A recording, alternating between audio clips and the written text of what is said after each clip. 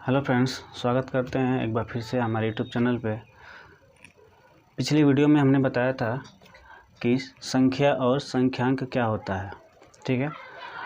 तो इसी क्रम में आज हम बताने वाले हैं कि स्थानीय मान क्या होता है और स्थानीय मान पद्धति से संख्याओं का निर्माण कैसे होता है एवं सबसे बड़ी एवं सबसे छोटी संख्या क्या होती है। चलिए देखते हैं।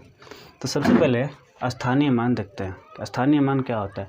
तो आपने पिछली कक्षाओं में पढ़ा होगा कि स्थानीय मान किसे कहते हैं, ठीक है। तो चलिए देख लेते हैं एक बार फिर से कि स्थानीय मान क्या होता है।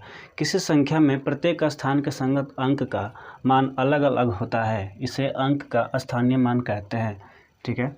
किसी संख्या में प्रत्येक स्थान के संगत अंक का मान अलग अलग होता है, इसे अंक का स्थानीय मान कहते हैं। इसका मतलब ये है, चलिए एक उदाहरण समझते हैं। जैसे मान लीजिए मैंने एक संख्या ले लिया 358। क्या ले लिया? 358, ठीक है। तब हम 358 कैसे जानेंगे कि इसको 358 ही पढ़ेंगे, क्यों नहीं 3058 पढ़ लिया फिर कुछ और, ठीक है। तो ये जो संख्या है ये डिपेंड करता है उसके स्थान से कि हम इसको क्या पढ़ेंगे। जैसे ये किस स्थान पे है? इकाई के स्थान पे है। ये किस स्थान पे है? तो दहाई के स्थान पे। ये सैकड़े के स्थान पे है, ठीक है। आप सबको पता होगा इकाई, दहाई, सैकड़ा क्या होता है, ठीक है।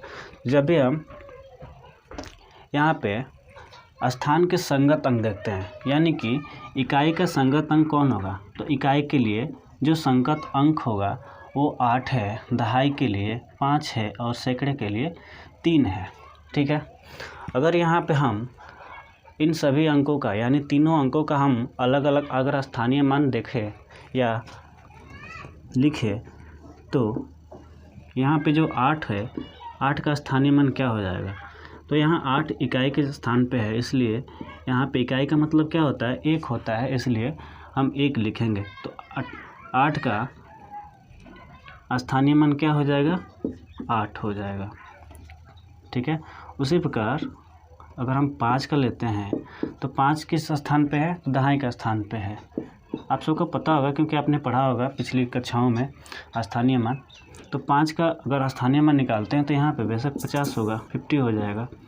और यहाँ पे 3 का स्थानीय मान निकालेंगे क्योंकि यह सैकड़ा स्थान पे है, इसे मल्टीप्लाई करेंगे, ठीक है।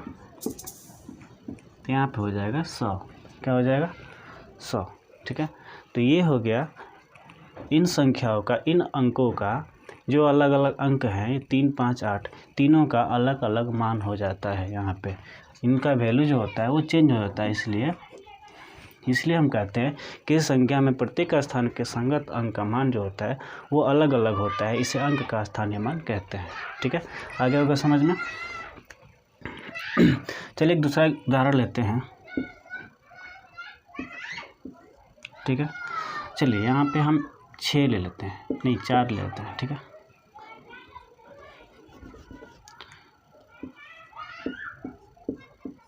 ठीक है, 244। क्या है? 244।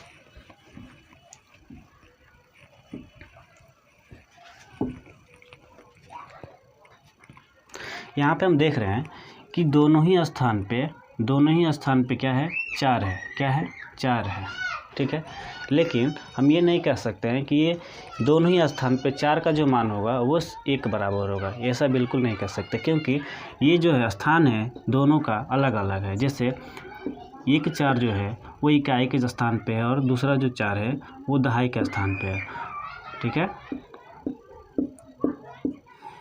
तो जब इस 4 का हम निकालेंगे स्थानीय मान तो 4 हो जाएगा, क्योंकि 4 इकाई का स्थान पे, तो इकाई का मतलब होता है 1, तो हो जाएगा 4, ठीक है। उसी तरह दूसरे 4 का अगर हम स्थानीय मान निकालते हैं, चूँकि वो दहाई का स्थान पे है तो वो हो जाएगा 40, ठीक है। और 2 का स्थानीय मान निकालेंगे तो 2 का हो जाएगा 200, ठीक है। तो यहाँ पे इन अंकों का जो स्थानीय मान होगा वो अलग अलग होगा, ठीक है। तो यहाँ पे 2 का स्थानीय मान हमने निकाला 200, यहाँ पे 4 का स्थानीय मान क्या हो गया? 40, और एक 4 का स्थानीय मान क्या हो गया? 4, ठीक है। तो ये होता है स्थानीय मान, ठीक है। आपको समझ में आ गया होगा।